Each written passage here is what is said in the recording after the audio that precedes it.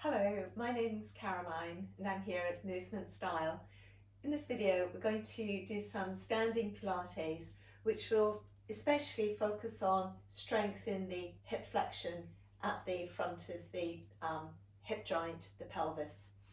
We do some mobility work, a little bit of balance work and some upper body work as well.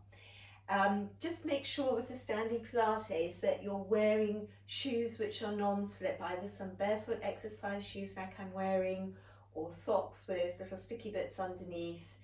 If you haven't got a slippery floor surface, you should be fine in bare feet, but just be sure that you won't slip as you're doing the exercises. And as usual, make sure that you've got some water nearby in case you feel thirsty at any point.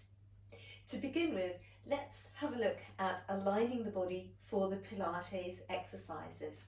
We're going to need to bring the spine into the neutral spine position, so the four natural curves of the spine when it's aligned. And to begin with, it's good just to get a nice aligned base at the bottom of the spine. So let's think about our feet, and we can start with the insteps together, just squeezing the muscles around the thighs to gently turn your toes out and then bring your heels through in line with your toes. And then from there, we're going to think about from the heel to the ball of the foot, lengthening and stretching the arch out both sides, letting the weight be as even as you can between the heels and the balls of the feet, and the pads of the little toes engaged with the floor as well.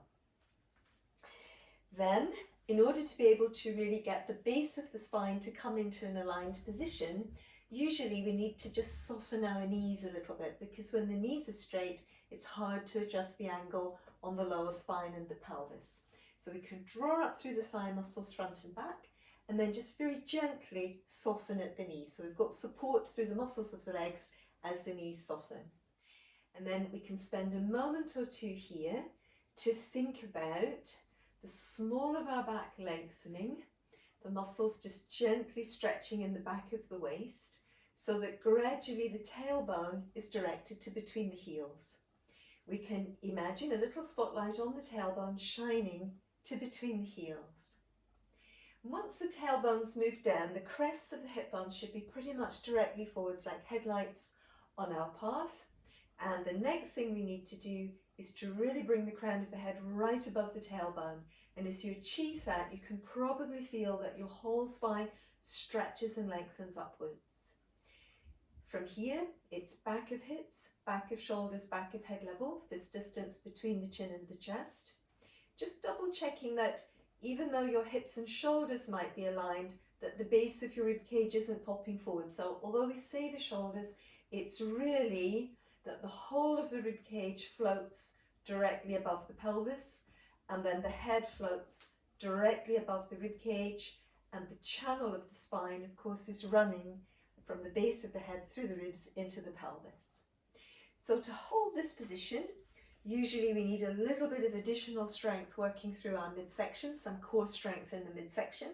And we can always imagine a really wide belt around the waist.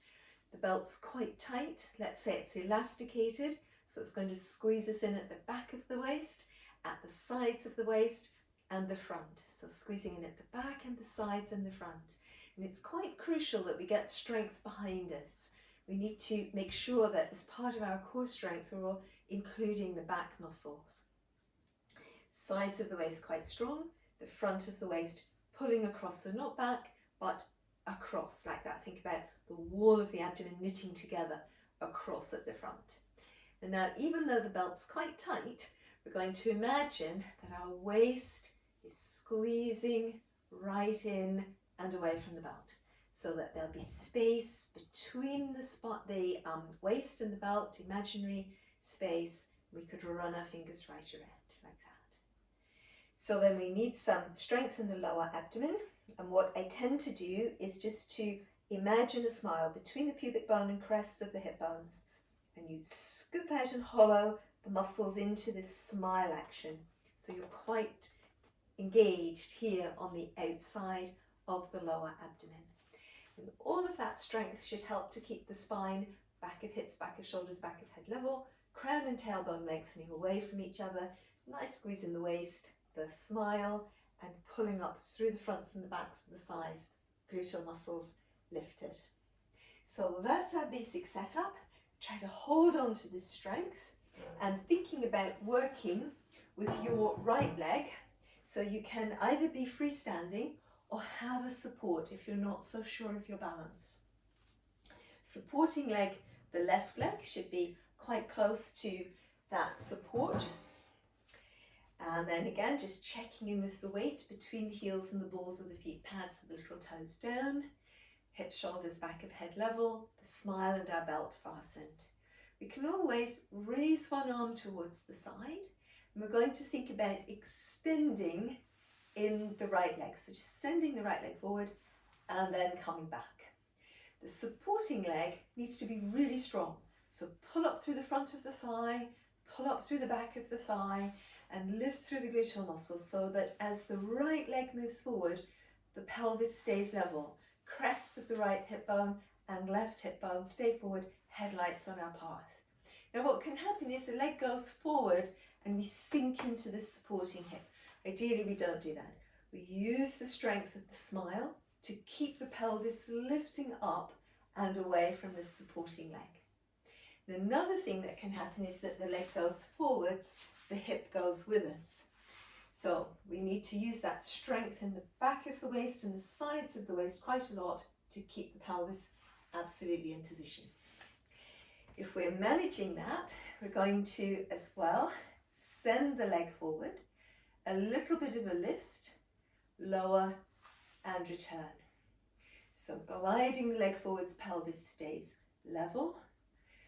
Pull up through the kneecap, pull the kneecap up as if it's going to reach your hip joint, lower and come back. So just check in with your posture each time as you come back. So let's say we breathe out and breathe in. Slide away, breathe out and breathe in. Keep checking that your pelvis stays in alignment.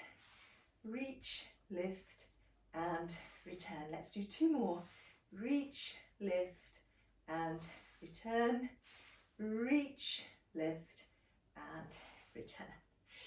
Good, well done. So now let's give it a go also on the other side. So once again, weight as even as we can between the heels and the balls of the feet, tailbone sinking down, crown of the head moving up, our tight belt squeezing the waist away from the belt, and the smile.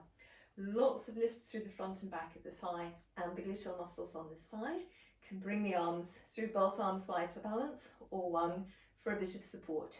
So now as the leg comes out from underneath us, we need to absorb support into the core muscles to replace the thigh. So in the thigh bones below us, obviously the bones of the legs are both taking the weight of the trunk, and as the leg moves out, we need to find extra strength in the core muscles to support us. And often people do tend to sink on that movement, but ideally we brace up and away from it. So pull up through the supporting leg, keep your core strength working, keep centering your core strength into the spine so that it can keep lengthening. Pelvis staying level, hips, back of shoulders, back of head level. So now if this is working and it feels all right, extending, lifting, still stretching the leg and come back. So stretch the leg away, already pull up through the kneecap and the front of the thigh, lift and then return. So now the lift makes it harder, of course, and harder to keep the pelvis in position. So keep the core strength working from behind and return. So 4 to go. Lengthen, lift and return. Breathing out and return. 2 to go. Stretch and lift. Return. Lots of strength still around your pelvis. Lift and return. Good, well done. So now let's relax after that, and then we're going to again continue with that action of reaching forwards with the leg, but we're going to as well add into the side.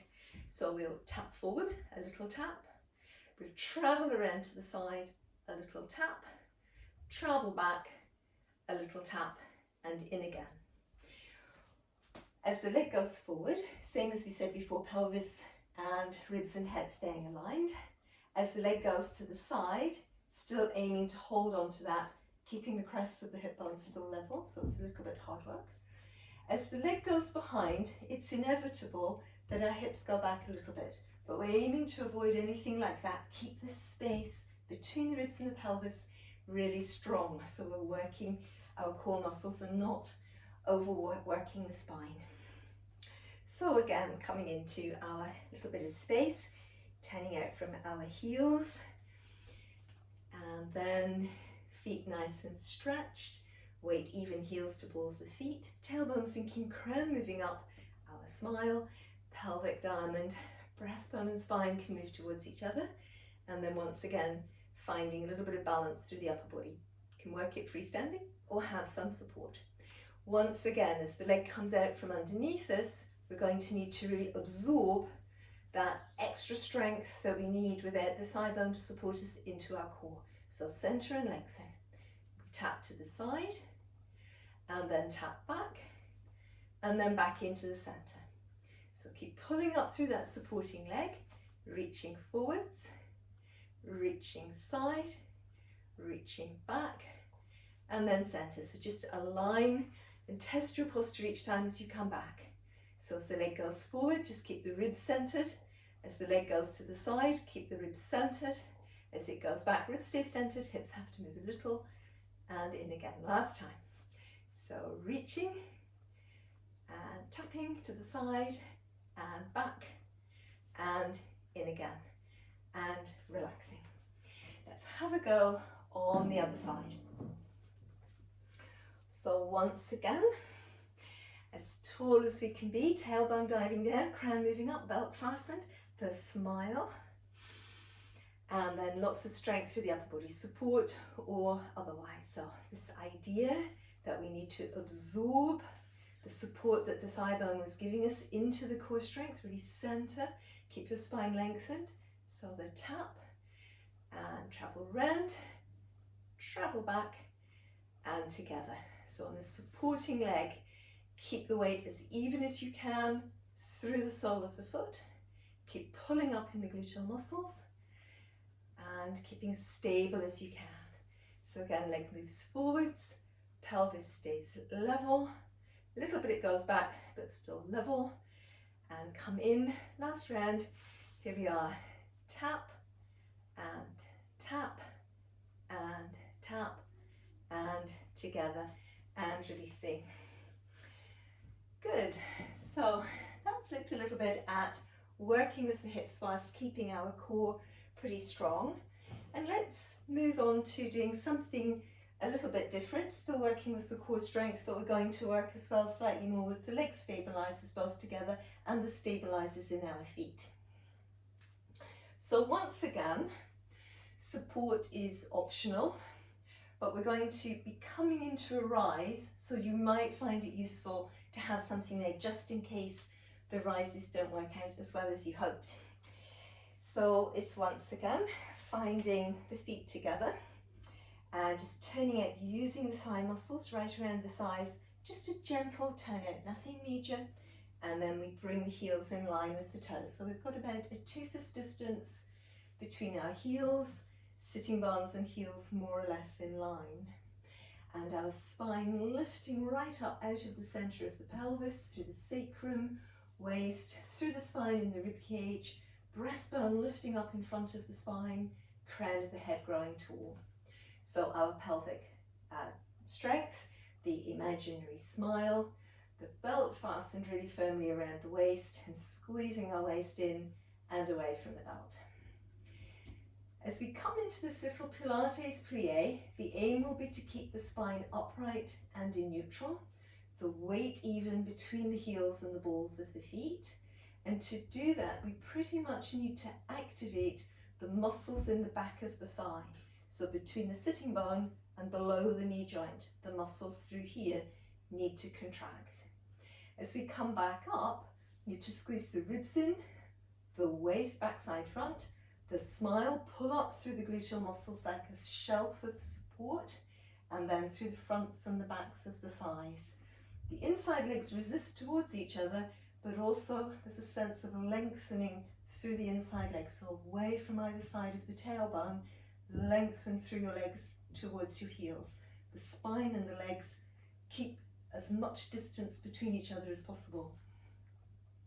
So let's again, as we're ready, keep the spine stretching upwards, activating in the muscles in the backs of the thighs. If you imagined a wall behind you, back of hips, back of shoulders, back of head would be touching the wall. Coming back up, your core strength leads ribs, waist, smile, glutes, thighs. So breathing in, the little plie. Breathing out, core muscles work to support you, then hips and legs. So it's breathing in and breathing out, breathing in and breathing out. Now with practice, we usually find that the calf muscles stretch a little bit and it's possible for us to go deeper.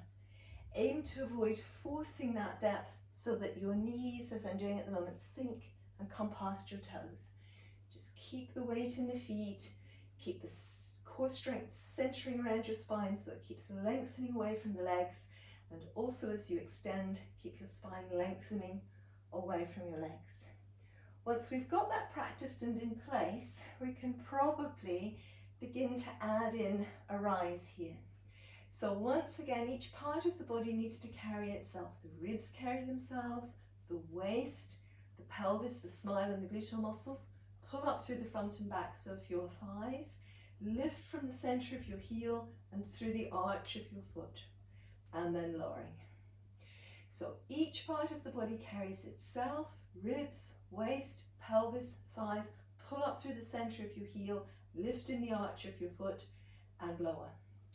And also in this, as we rise, try to keep stretching the insides of your legs away from either side of your tailbone. And your spine lifts up through the center here, you know, it lengthens upwards. So the legs lengthen downwards, spine lengthens upwards and lower. Let's do 2 more rises together. So this really is quite hard work. The core has to work hard and your legs work hard and the strength in your feet works hard. Everything works hard. It's quite an efficient exercise. And then lower. The next thing we're going to try is to combine the 2 exercises. So as you're ready, on the inhalation, activating into that Pilates plie, then squeezing back up, the ribs support themselves, the waist, the smile, gluteal muscles pull up through the thighs, lift in the backs of your heels and the arches. Rise, all still on that one exhalation. Breathing in to lower with control, still breathing in, coming into your plie. Pressing through ribs, waist, pelvis, glutes, legs. Lengthen the spine and the legs away from each other, rise, and then lower with control. Still breathing in, we come into our plie, and then squeeze back up, lots of strength through the whole body, and then lower. Let's do 2 more. So breathing in our plie, keeping the base of the rib cage in line with the shoulders, and lifting up, keep tracking that the pelvis, ribs and head are aligned one above the other, so we usually have to work hard in the rise between the ribs and the pelvis. Last time, also here on the way down, hold on to that strength. Once again, ribs, waist, smile, gluteal muscles, pull up through the thighs, lengthen the spine and the legs away from each other. And lower with control. Very well done. Good. That's quite a sustained pattern there of work through the legs and through the core. Let's give the legs a little bit of a breather whilst we come down onto the chair, sitting for a moment, and we'll do a little bit of upper back core just to keep a balance between our upper body and our lower body. How about we come into the release and return exercise, and that will involve the collarbones being nice and open, the shoulder blades placed evenly to either side of the spine in the back of the rib cage. And then, as we're ready, if you draw the shoulder blades down a little bit, keep them positioned there where they were, letting the arms come up. So the action of raising the arms starts back here. passes through the back of the arm, towards the elbow, towards the hands. Spine's in neutral, back of hips, back of shoulders, back of head level, and the smile and the belt is fastened. So let's from here allow the shoulder blade on the right side of the rib cage to glide forward, to move forward around the rib cage so that the right arm becomes a little bit longer. So what happens is the rib cage was centered to the right side of the spine, and I'm just allowing my shoulder blade to move around my rib cage. It's coming forward. Because my arm's attached to my shoulder blade, and yours will be as well, the arm lengthens. Now then I glide the shoulder blade back, using the muscle between the shoulder blade and the spine. I work over the back of my shoulder joint, my rear deltoid, and reset the arm into the shoulder joint. So then on the other side as well, letting the shoulder blade move around the rib cage, just let it glide around and forwards, and the left arm moves forwards. And then I'm going to glide it back again, using the muscles between the shoulder blade and the spine, and setting the arm using muscles over the back of the shoulder joint into the shoulder socket again. So it's an inhalation to release forwards, exhalation to return. Inhalation to release forwards, exhalation to return. And as you're working, see if you can keep your neck lengthening from between your shoulder blades, and seeing if you can allow all the little spinal processes, those little prongs or thorns on the back of your spine, to keep settled downwards and relaxed. So the spine is easy. Core strength muscles are working, especially in the upper back. When we've got the strength across the breadth of the upper back, it tends to be that it's easier for the neck to release. A lot of the time we're holding our arms here, and it's virtually impossible for the neck to release. So that spaciousness between the collarbones and the shoulder blades, and our spine lengthening tailbone to crown, and just practicing as we breathe in, release, breathe out, return, that the neck is staying free at the center. And then let's relax the arms and give the shoulders a little bit of a rest. Into that strength that supports the arms and the upper back and the shoulders, we could add a very gentle twist just for a little bit of mobility. So let's raise the arms again from behind, the shoulder blade positioned, and the movement coming from the shoulder blade through the back of the upper arm, and just the hands and arms will lift them. And then we can release forwards and connect, release forwards and connect, and holding the connection. And then from here, engaging the muscles in the back of the waist to spiral our spine, engaging the muscles in the back of the rib cage and the shoulder blade, around the shoulder blade to spiral the spine. And then the upper back strength that we've just been working in the last exercise supports the arm as we come into this twist. And then we need to use the abdominal strength across the midsection here to return. So the arms connected into the upper back, that strength's already in place. We activate the strength through the back of the waist, across the back of the chest and across the back of the shoulders to spiral the spine. It's a very gentle movement for the spine, avoiding any tendency to pull the spine into the twist with the arms and the shoulders. And then again, using your waist strength to gently come back. So I haven't got quite enough space. And then let's give it another go there. So we've lifted the arms, they're connected. And then just that gentle spiraling action, feeling all the while that your spine can lengthen between the tailbone and the crown, and then returning. And you might think in terms of an exhalation to come into this spiraling action, and an inhalation to return. And let's just give it one more go in each direction, spiraling through the back of the waist, using muscles in the back of the ribs, back of the shoulders, and returning, aligning the spine, keep stretching between the tailbone and the crown, a very gliding, smooth action through the spine, lengthening it all the while, and breathing in to return, and releasing the arms. So let's just give the arms a little shake out to relax them. And then let's hinge forward to release the spine after all of that. So making sure the sitting bones and the hips are firmly on the chair, lengthening out of the back to hinge forward. Just if you have any high blood pressure at all, keep the head above the hips in this position, supporting the chest with the arms, and collarbones can still stay nice and open so your spine keeps lengthening. And if you're otherwise fine and it suits you, you can roll on forwards like this. Still think in terms of your shoulder blades being a little bit wide and moving down the back towards your sitting bones. Nice deep breath, filling space into the back of your chest in either position. So last couple of breaths here, and then as you're ready, a nice deep lift in your lower abdomen, rolling up through the spine, strength coming into the back of the waist, shoulder blades wide, collarbones opening, and just allowing your arms to relax away from either side.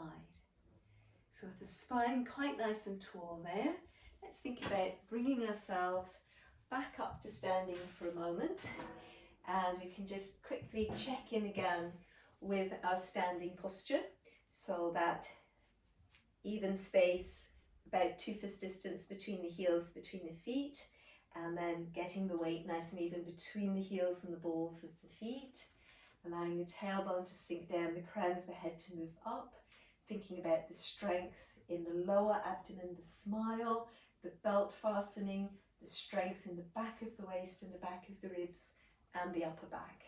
Let's just do a little stretch for our shoulders, so we can breathe in, arms flow up, breathe out, hands come on onto the back of the head, breathe in to shrug the shoulders, breathe out to shrug them back down again, breathe in to reach into the arms, exhalation to lower.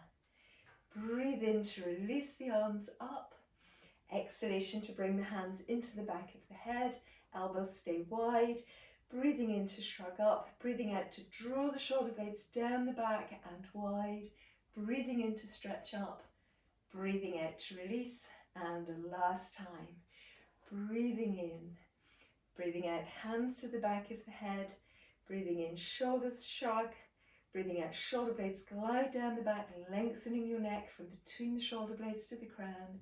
Breathing in, reach up again. Breathing out, the arms come down, keeping the spine nice and tall. And we finished and reached the end of this sequence. Thank you very much for watching and following the sequence. I hope that you enjoyed it and that you'll find it helpful. Please write me comments and let me know how you're getting on. And if you haven't subscribed to the channel yet, please think about doing so. It always lets you know then when I'm uploading a new video. Thanks for watching. See you again soon.